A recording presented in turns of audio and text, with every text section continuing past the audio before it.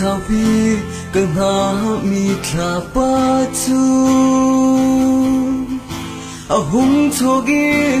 cây cha lung cuối na val đắng trăng kun dim no hun ser nu chung a cuối chín nung liền vui hồi chu cất lại anh lên đi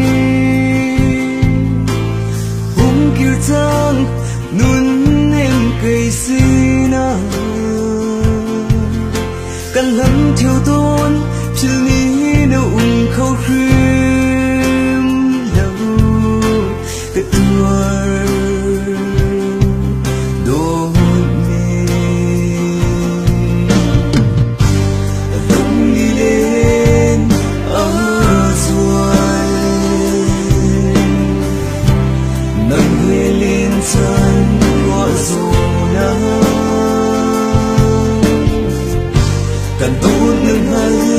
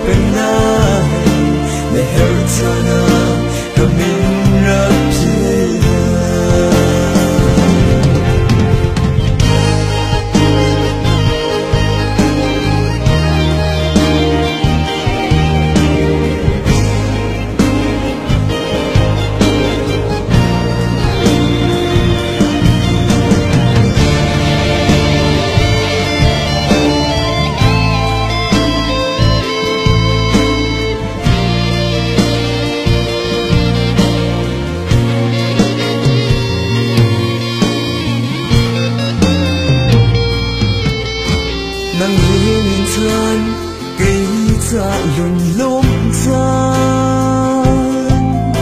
giang đeo cha na nâng chu cất tha ra ngày chết cha na cây chim em khâu tu nâng sự hân lô nên liêm chân lung đi lên rồi nâng lên chân của dù na cần tốt nâng hai câu chung rồi kêu thân một cây xí